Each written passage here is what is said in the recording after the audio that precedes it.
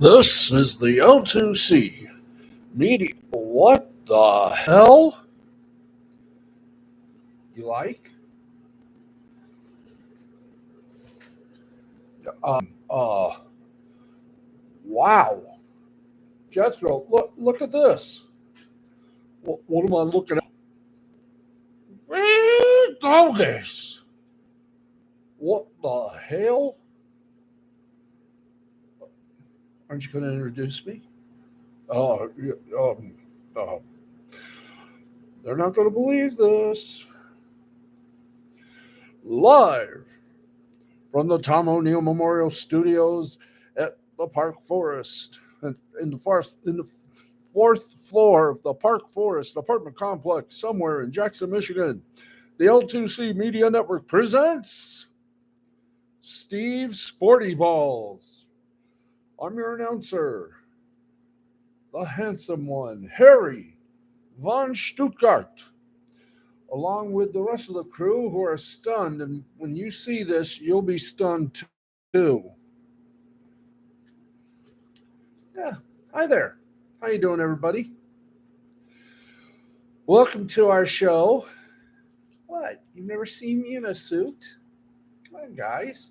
I wore a suit before. I know, never like this, but I just thought for once, I come here classed up. I look good. I feel good. I feel good. After the week I've had, I deserve this. I deserve to wear a good thing. Yes, friends. I've never thought I would say this about my people, but our crew here, as I get the camera adjusted. I mean, I like a little style. I like this. It's not bad. Anyway, welcome to the show, folks. Tonight we may be in for a treat. We got no baseball. We got no hockey. Basketball season is officially done. The men's version, the women just got started. And it could all be over for the folks at Bally's. We'll have all that for you. We got everything for you. We got something good for everyone for at least, I don't know, maybe 30, 45 minutes. But if we get the chance, I want to do Billy Joel's. You may be right, I may be crazy. I want to do that on this show tonight. Okay. Got a thumbs up from our audio guys, from our announcer, who is right now taking bets, thinking I'm going to screw it up. No, I'm going to do it the way I've been doing it for a long time. You know that. Yeah.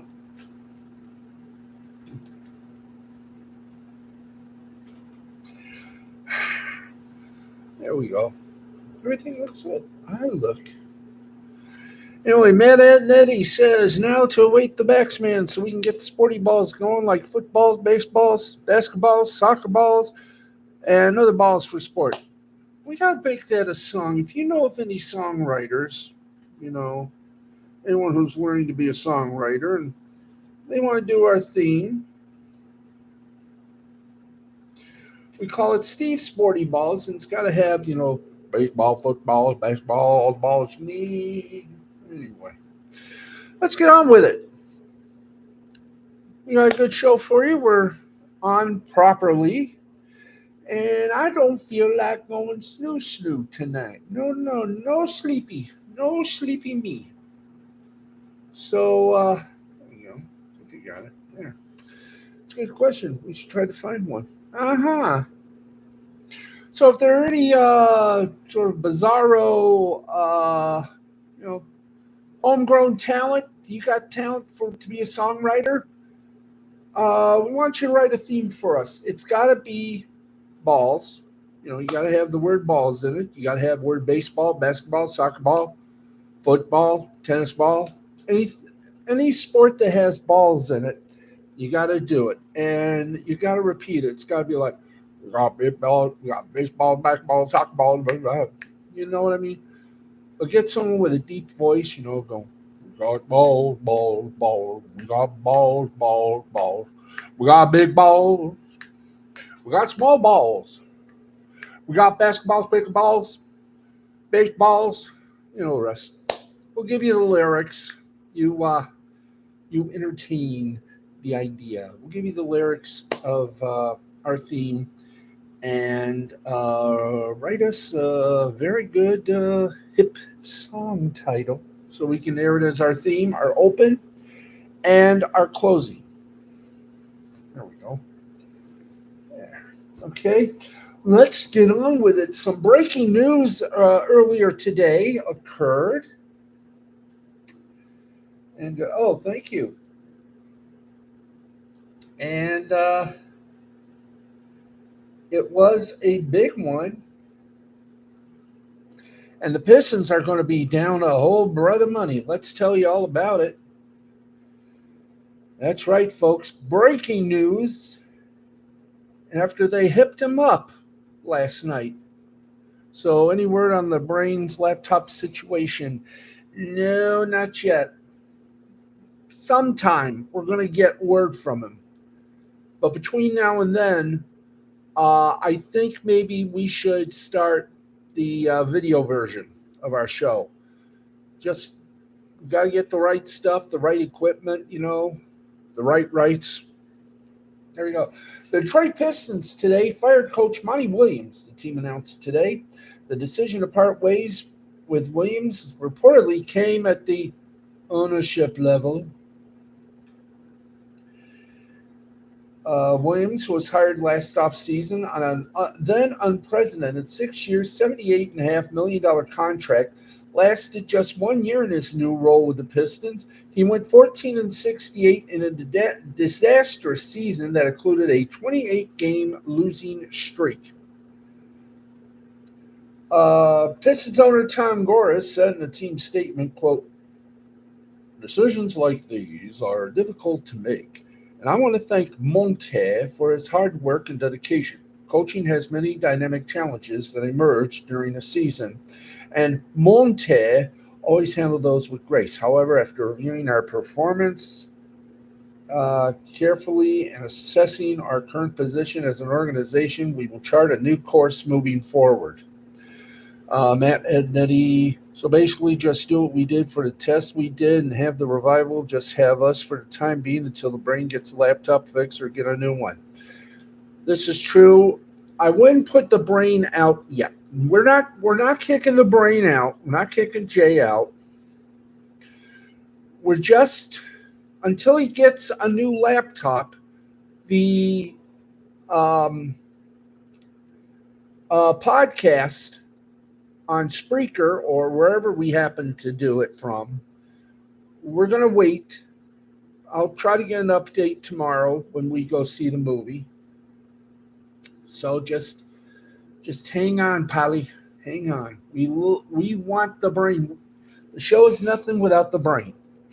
And trust me, with just you and I, Matt, well, we gotta have Jay. We'll just see what we got. And if he wants to join us or wait for the laptop, he can. This will probably be our first Twitch program here.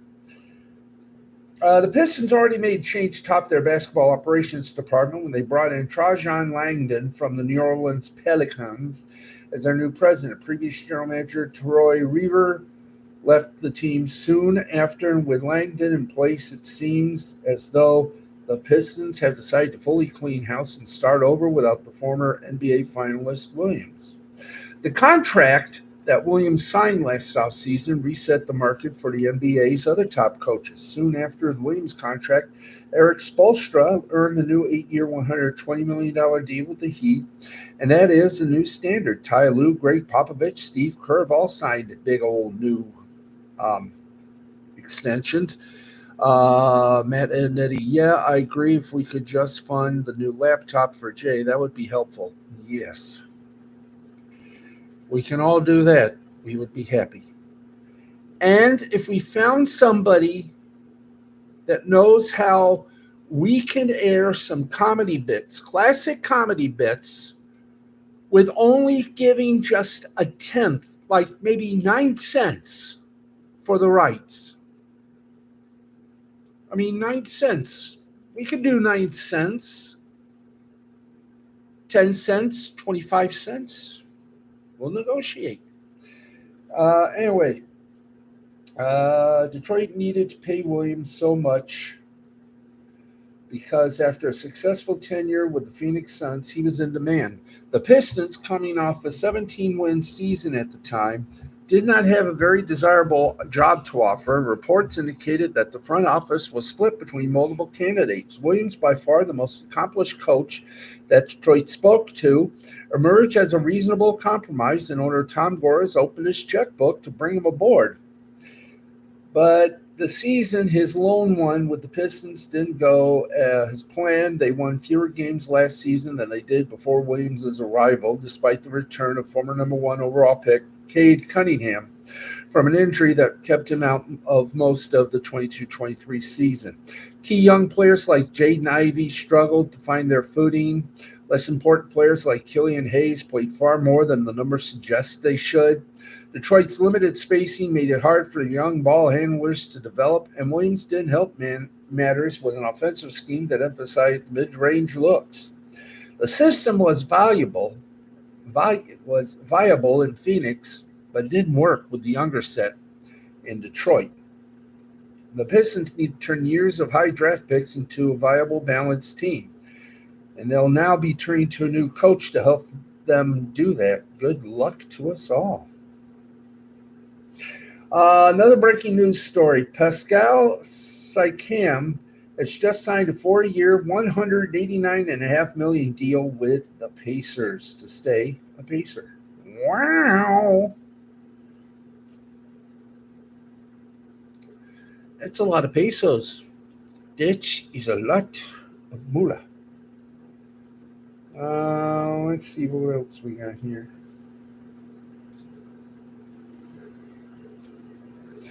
Okay, hey, the NFL tracker is back with us. Boy, I can't wait to go on Piper's show in this outfit. This is going to scare a lot of people. I'll just have that feeling, right? Anyway, but oh look, come on, I'm getting a lot of smiles here. I'm getting a lot of doesn't look good for you. Come on, it's a new look for a new time. You think Piper could help us? I don't know. I will ask her after the broadcast if she knows of anyone that could, you mean on our song or just anything? Let's see. Here we go. The first UFL season is in the books and was the Birmingham Stallions, who won the third straight title with a 25-0 win over the San Antonio Brahmas. Now that spring football is over, the stars of the UFL can now sign with NFL teams and participate in upcoming training camps. Here are some that have done so. Defensive tackle, Atlanta Falcons, Prince Emile. Denver Broncos, defensive tackle, Dondre Tillman. So I was thinking maybe Piper could be a potential guest for the L2C revival. Possible. Seattle Seahawks, running back, Ricky Pearson Jr. New York Giants, running back, Jacob Slayers. Detroit Lions, they signed the kicker. Oh, this guy, Jake Bates, was signed to a 2-year deal. He's a former Michigan Panther. He made 21 of 28 field goals this past season, including a 64-yarder and 2 other 60-yarders. I'm telling you, the Lions are getting there. Dallas Cowboy linebacker Willie Harvey Jr., Carolina Panthers wide receiver Daewoo Davis, Minnesota Viking defensive tackle Jalen Redmond, New England Patriots offensive line Liam Fornell, and the Atlanta Falcons offensive lineman Jared Jones-Smith have all joined the NFL teams. Not a bad way to do it. Not a bad way. 15 minutes past the hour of 10 o'clock. We will be on until about maybe 10:58. But as they say, hang on to your horses. Anything can happen on this broadcast, as we have demonstrated time and time again. Let's get you some more mini information here as we continue on our little stream of consciousness.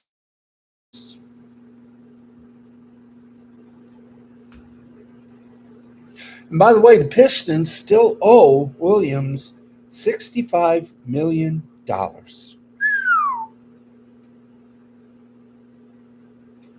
Okay, let us go to this. Okay, from Ringside News, which I think is relevant when it comes to the little broadcast or wrestling. Ex-AEW star The Bunny discloses in-ring return status amidst prolonged hiatus. AEW boasts a roster packed with immensely talented wrestlers, but the dynamics of the industry dictate that not everyone remains with the company indefinitely. Last year, The Bunny parted ways with AEW. Now it seems she's offering an update on her potential return to the ring amidst her hiatus. In November of 23, it was confirmed that the Bunny and AEW mutually agreed to part ways, although no further details were provided regarding the circumstances surrounding her departure. There we go. Hey, now we're there.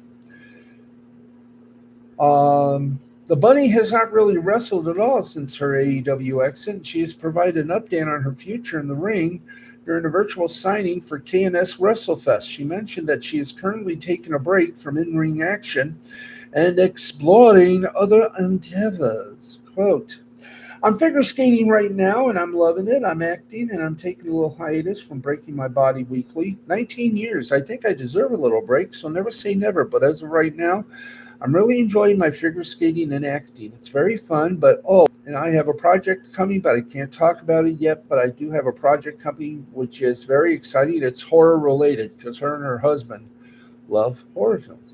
The Bunny's most recent match for AEW dates back to September 6th when she partnered up with Anna Jay, Talia Valkyrie, and others against Dr. Britt Baker, DMD.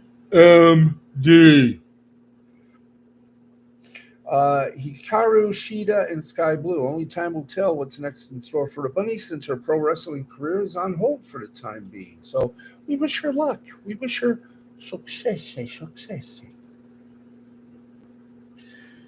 Okay, Hollywood Reporter. Oh, this should be interesting. This should be good.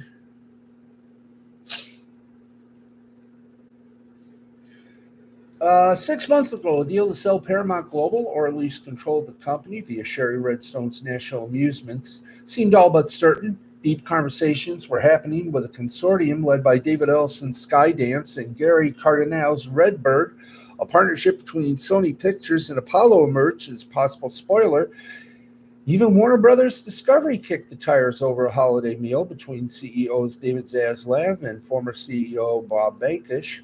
According to a source familiar with the talks, Redstone's request for a majority of the minority vote, in which other Class A shareholders could vote to approve or nix the deal, was a non-starter for Skydance, and the studio was anticipating a regulatory review of more than a year, which gave Redstone pause.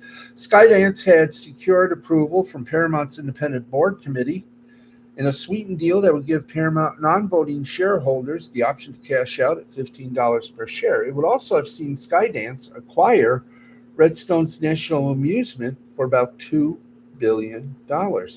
Now the future of the company that owns Paramount Pictures, CBS, Nickelodeon, MTV, and Paramount Plus is once again in question, with many of the players involved 6 months ago out of the picture, and some new names joining the fray. The trio of executives, Brian Robbins, Chris McCarthy, and George Cheeks, are running what Paramount is calling the office of the CEO. And if they were expected to be placeholder leaders, they aren't acting like it. The triumvirate triumvirate, thank you, told employees June 12th that work is already underway on their own strategic plan, which includes a pivot in streaming, aggressive cost cutting, and asset sales. A plan that we are confident will set the stage for growth for Paramount. They wrote they plan to lay out the strategy in more detail on June 25th at an employee town hall. Sources say the executives are serious about executing on their plan and that it has made an impression on both Redstone and the board. Still, with the Paramount board open to offers and National Amusements Inc. also in play, there's no assurance that the three will be long lived in their roles. It's a level of uncertainty that has trickled down to Paramount employees, many of whom just want to have some semblance of assurance about their own futures. Unfortunately, it seems unlikely to subside in the near future. We recognize that the last several months have not been easy as we manage through ongoing change and speculation, the CEOs wrote. And we should all expect some of this to undoubtedly continue as the media industry and our business continue to evolve.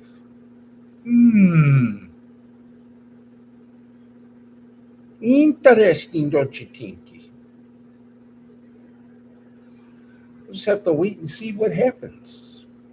And we thank the Hollywood Reporter for letting us pipe in, as they like to say.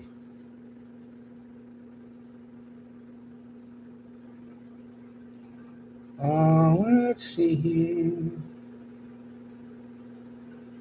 Okay. Here. Just let me see here. We're at 10:22, folks. We're hoping to go right into halftime.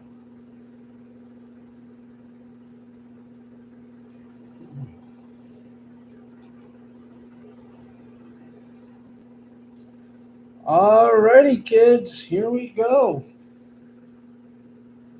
The latest on Diamond Sports Group and what will soon be no longer Bally Sportsnet, but will be FanDuel Sportsnet.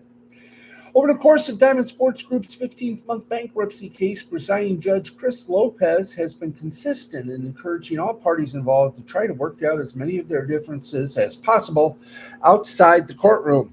During an emergency hearing Tuesday, Judge Lopez put a little extra mustard on his rhetorical fastball, advising attorneys representing the owners of the Bally Sports Regional Sports Network and its three league partners that a failure to come to an agreement on a crucial disclosure issue will leave him no choice but to arrive at a decision on his own.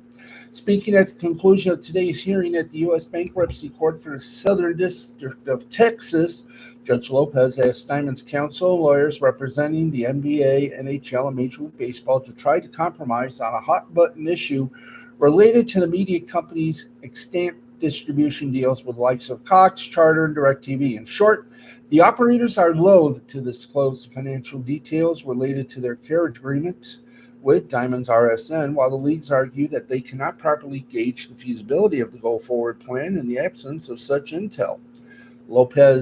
Judge Lopez said, if you leave it up to me, I'll make the tough call. People may not like the call, but I'll make it.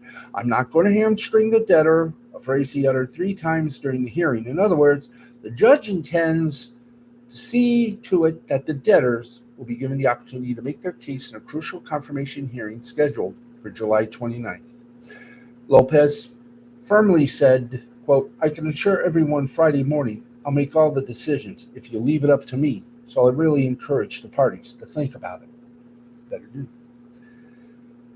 Attorneys for the leagues have asked that the operators disclose all financial details of their various agreements with DSG, information that has been kept locked away, like so many state secrets since the dawn of the pay TV era more than 40 years ago. More specifically, the league partners want to know exactly how much distribution revenue the RSNs stand to generate over the course of these carriage deals.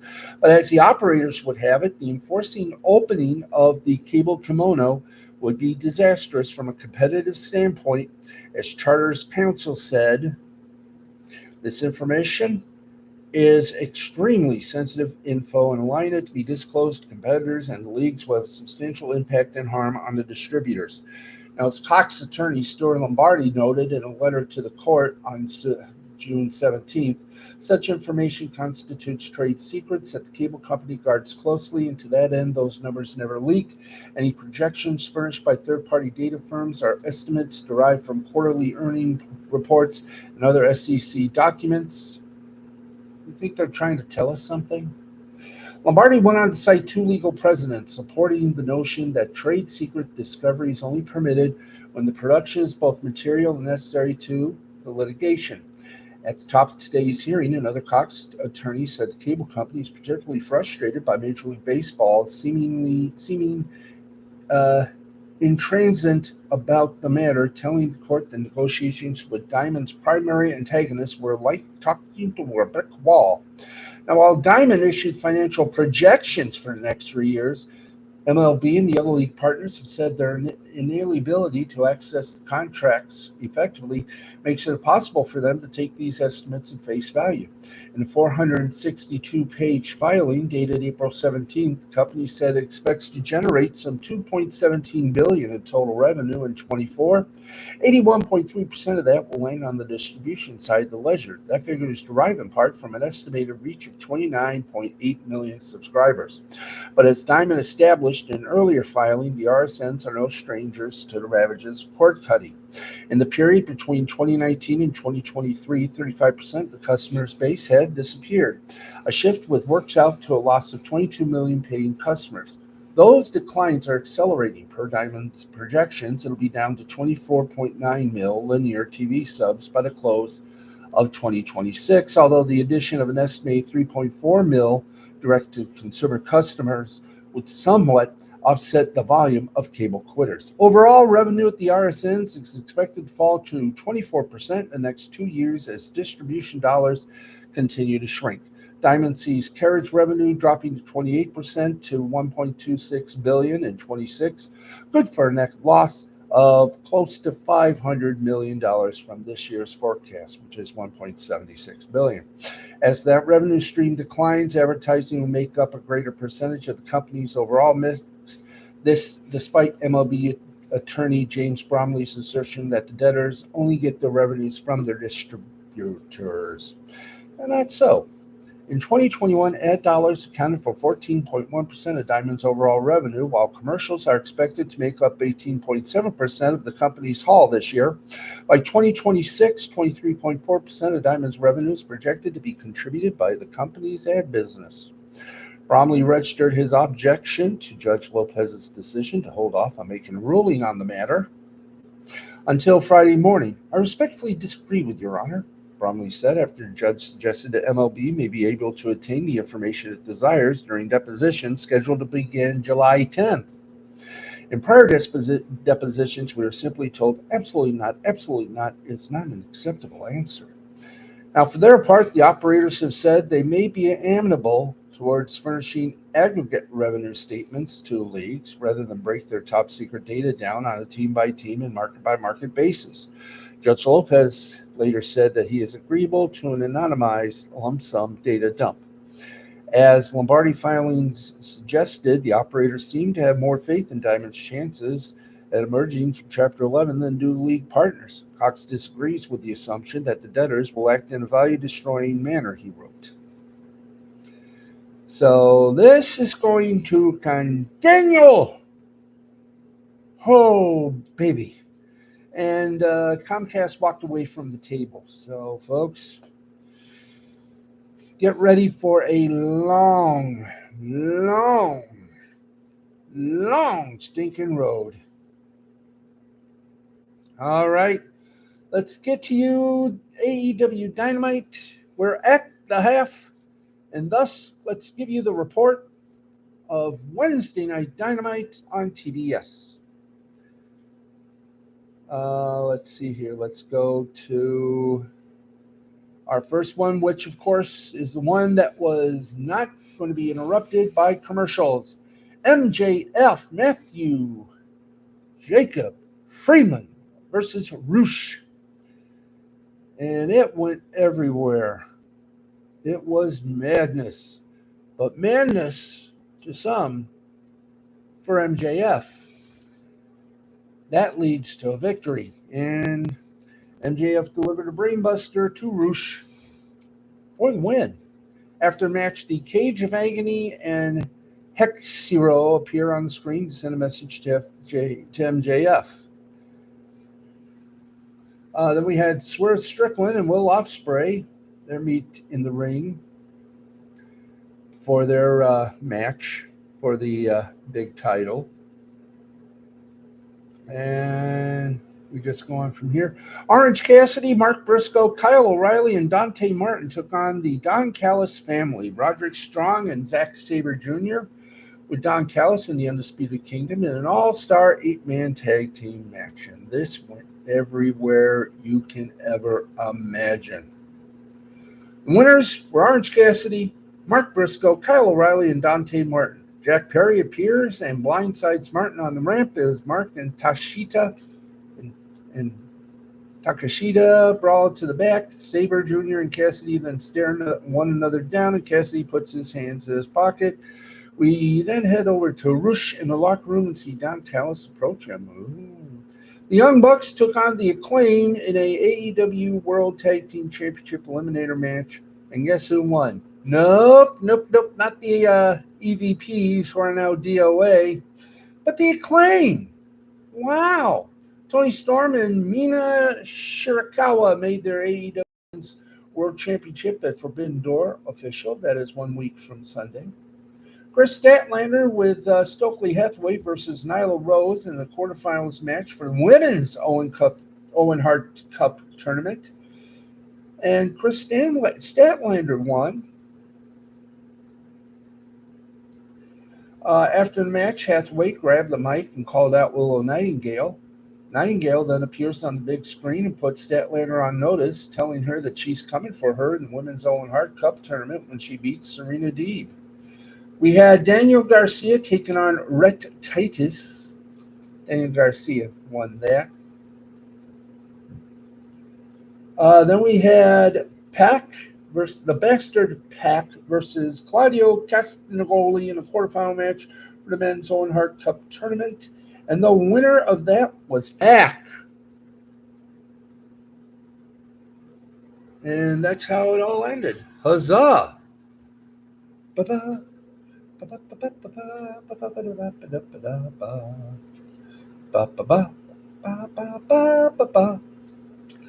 Okay, the Associated Press. Oh, you're going to love this. Then we'll go some more with some news headlines, some sports news, entertainment news. Then we'll kick it with scores, and then I'll kick it with a little Billy Joel in karaoke. Should be nice.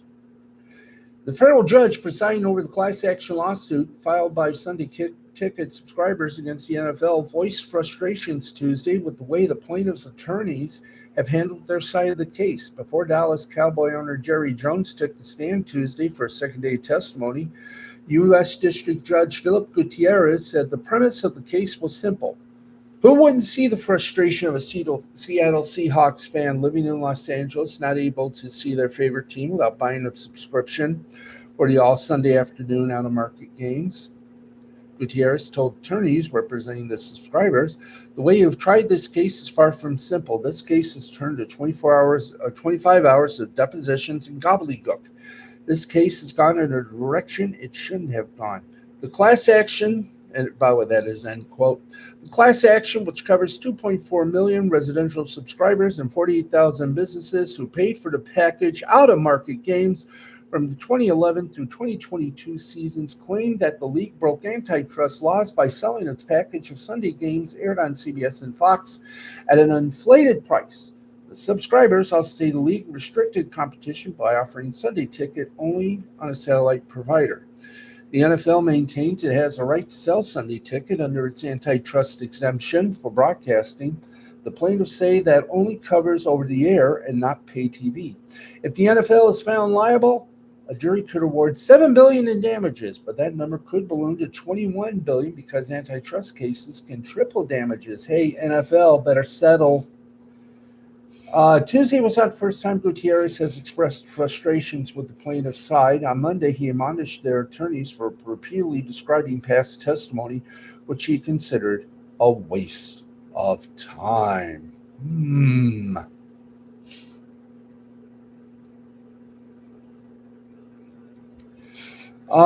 the business news, yeah, we do have business news. It's all part of our news, our entertainment. The closure of a JCPenney store is one step closer to completion after shoppers notice a new addition to the building.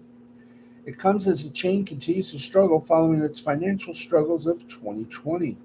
The dreaded images circulated on social media as workers put the closing sign up next to the company logo at a store in Mobile, Alabama, which was captured by the Bama Buzz.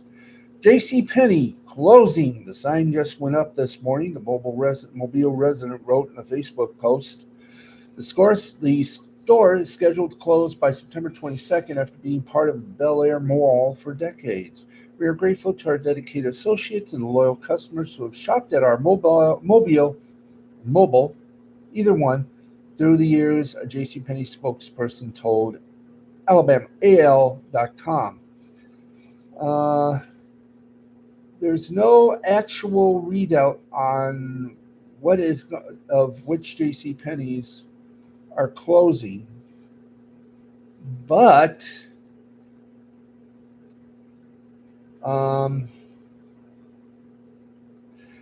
they shut down 200 stores and restructured its debt before being purchased in September 2020 by Brookfield Asset Management and Simon Property Group for around $800 million. There's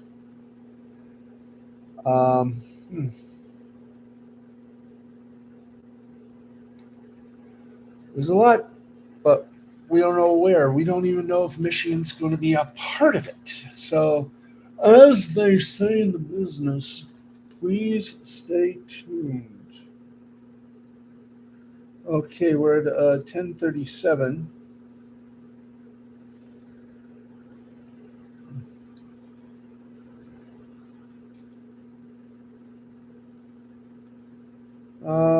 Let's see here. Beverly Hills Cop, the original actors, reunited after 30 years for a new film, for the, I guess, threequel.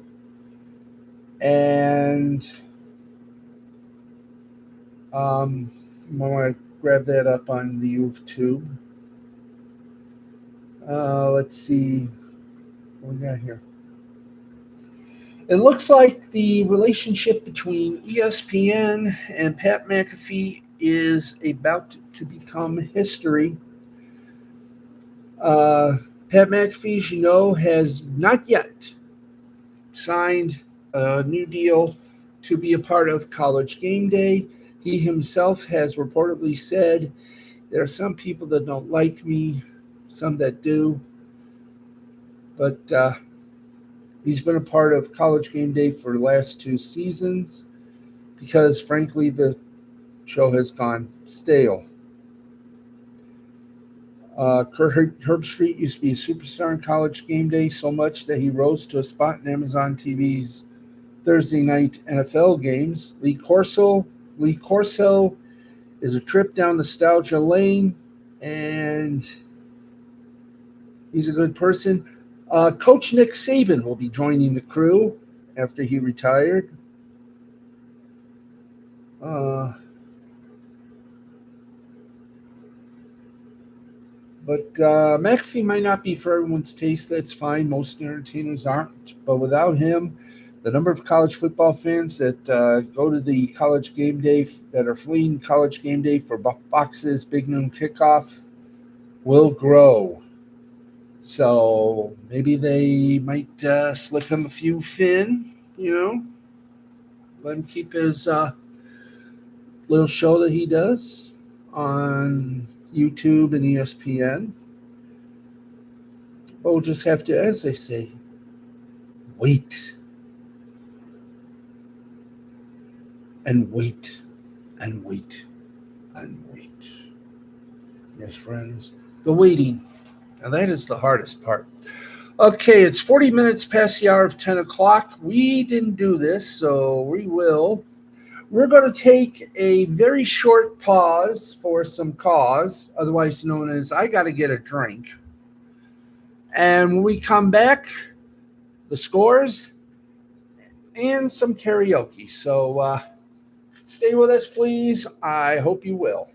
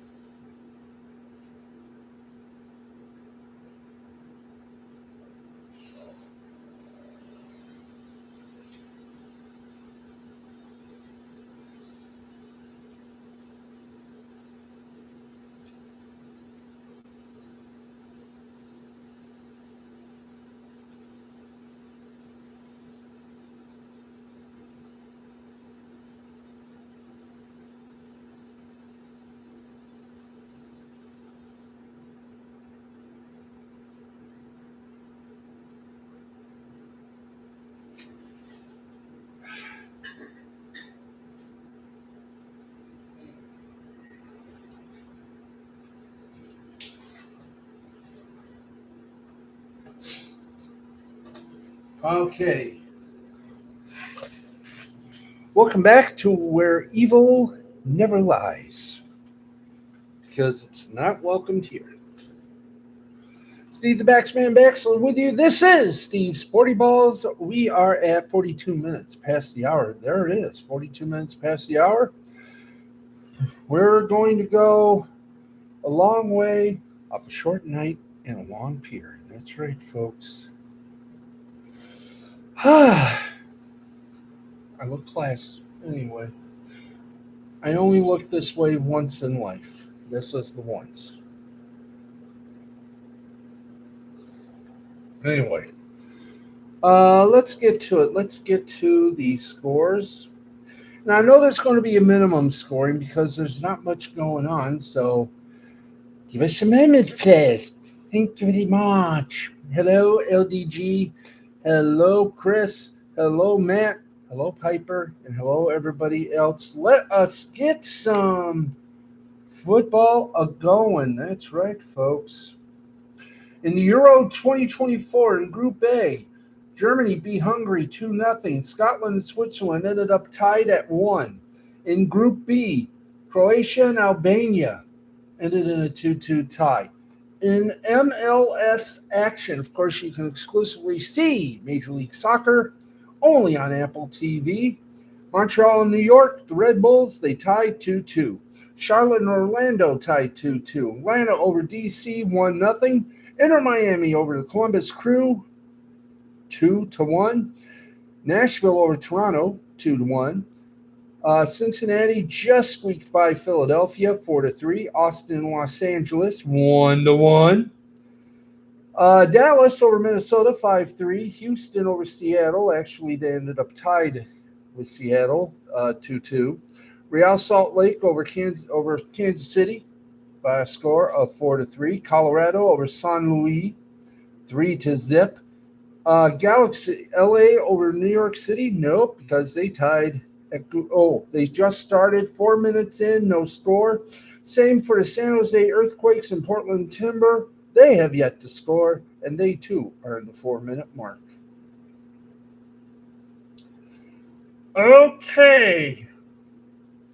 In the let's see, only one score from the international friendlies under 20. Chile over Canada 1-0.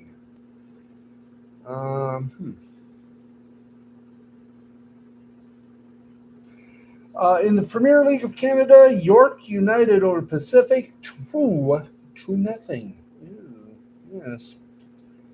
Okay, let's get to the basketball.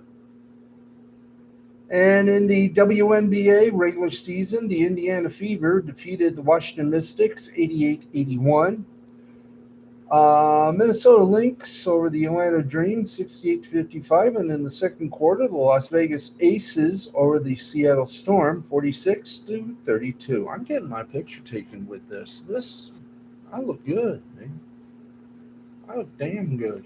Anyway, I'm sorry, by the time our show ends, I'll probably be butt ass naked. Don't quote me on that, friends. Okay. Yeah, back to live score. We got 10:46. Simple. We got 4 minutes before we hit actually 5 minutes before we hit that lowly little plus bird. We just,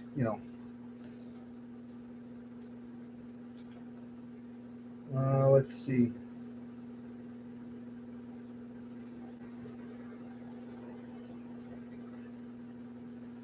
Okay, so do we have any baseball? Do we have any baseball? Why do you want baseball, my dear friend? Because it's baseball. Okay.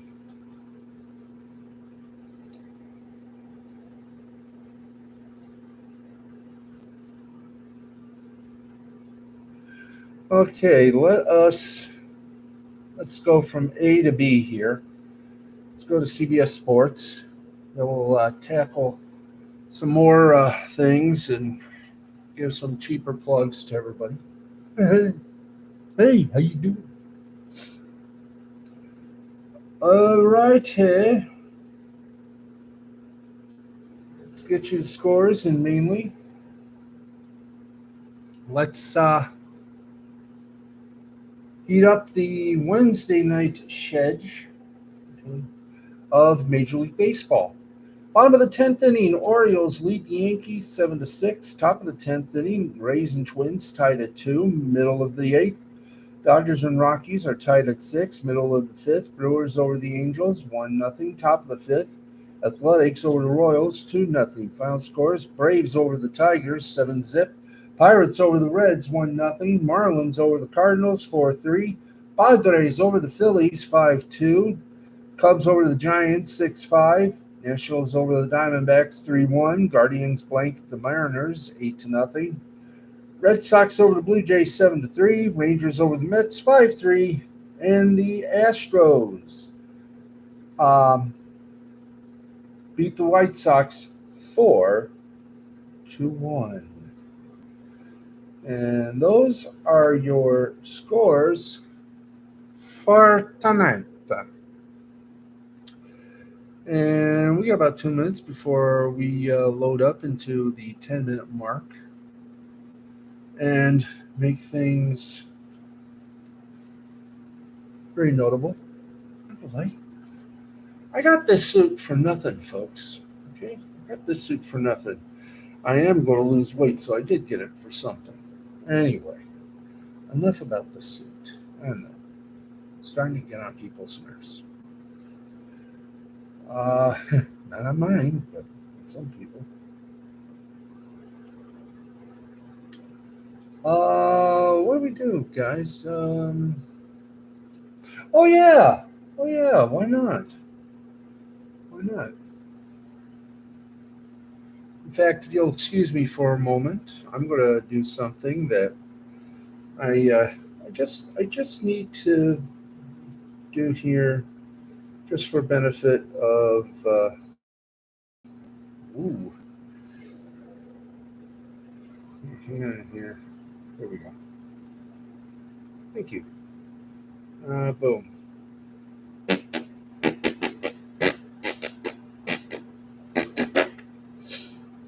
Okay, I want to get a picture of me here, so if you guys don't mind, because I want to do this right. You know what? I want to do this right.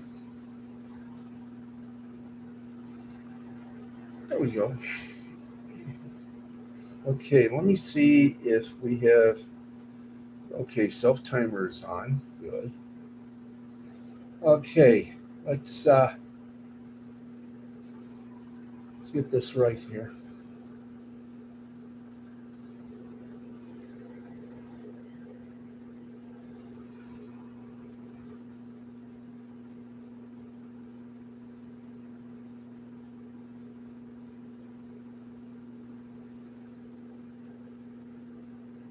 There we go.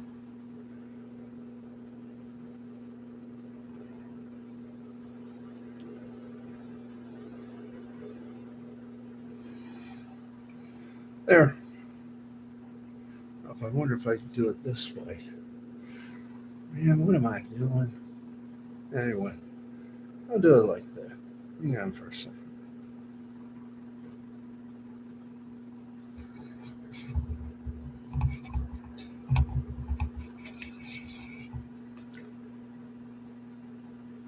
Okay, done with both of them. There we go.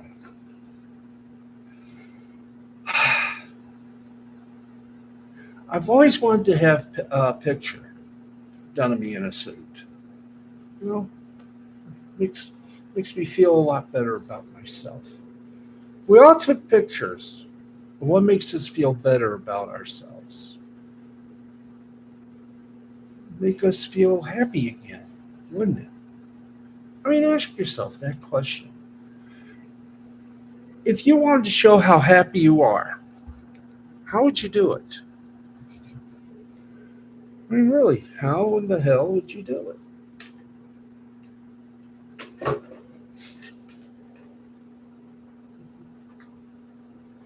It's simple. You gotta love life. You gotta embrace it. You gotta laugh. And no matter what anyone tells you in this world, A, you are loved, and B, you are special. There you go. There you go. And now, can we please do a little something here?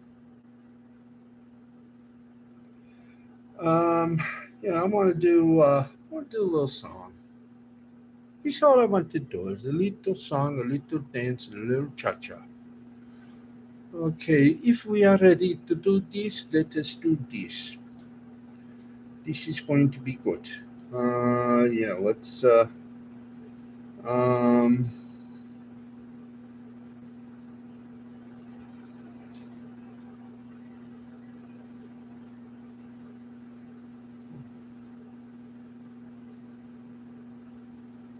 there it is. Okay, we got it turned up. All right, let's do it. Maybe right in the style of Billy Joel, sort of.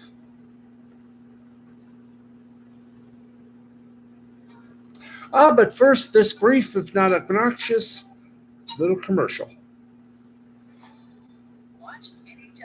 Who really cares about this? Anything? Okay, I think we're ready. Yeah, here we go.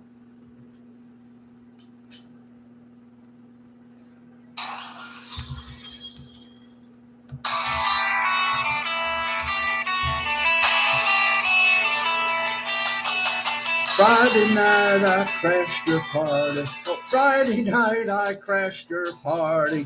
Saturday I said I'm sorry. Sunday came and trashed me out again. I was only having fun, wasn't hurting anyone. And we all enjoyed the weekend for a change. I've been stranded in the combat zone. I walked through Bedford alone. Even rode my motorcycle in the rain. And you told me not to drive, but I made it home alive. So you said that only proves that I'm insane. You may be right. I may be crazy, but it just may be a lunatic you're looking for. Turn out the lights. Don't try to save me.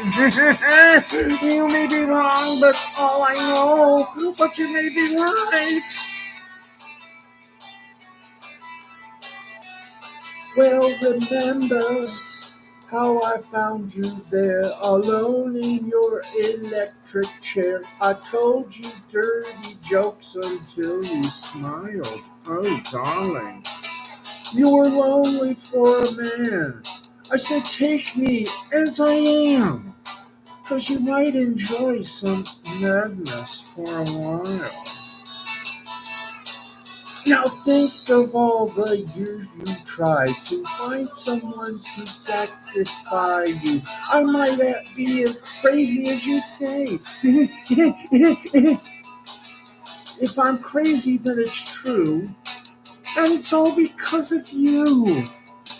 And you wouldn't want me any other way, would you, darling? You may be right. I may be crazy. Oh, but it just may be a lunatic you're looking for. It's too late to fight. It's too late to change me. You may be wrong, but for all I know, you may be right.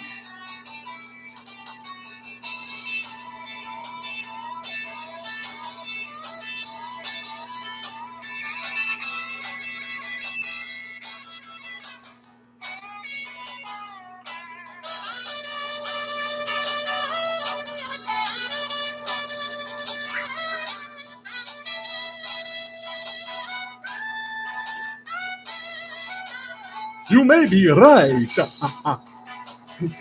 I may be crazy, but it just may be a lunatic you're looking for. Turn out the light. Don't try to save me. You may be wrong, but for all I know, you may be right. You may be wrong, but you may be right. You may be wrong, but you may be right. You may be wrong, but you may be right. You may be wrong, but you may be right.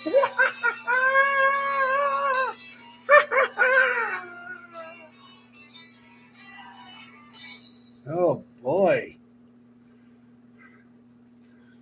Somebody burned that. Hey, that's it. We got 2 minutes. We're done. We've done a little karaoke, and I needed to do that. So, folks, we'll be back tomorrow night, same time.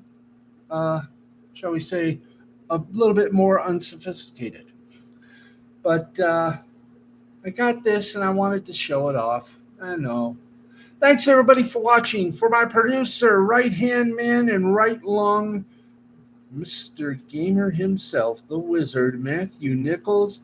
And for my left tonsil, left arm, left hand, left finger, and every other orifice you can ever think of, our brother from another mother, Mr. J, the brain with 2 N's to avoid legal, man who does everything. He's the associate producer, one of the creators, one of the equal hosts, as is Matt. They both do. All of us do. I am Steve, the Baxman Baxley, saying to you, if it ain't broke, don't fix it. Be careful driving home. And as always, let a smiley be your umbrella. Otherwise, you'll be all wet. Hope you enjoyed tonight's show. It was hilarious. This has been a Mystifying Creativity production in association with the L2C Media Network. We'll see you tomorrow night, everybody. And don't forget, sometime in July, the podcast or our Twitchcast will begin.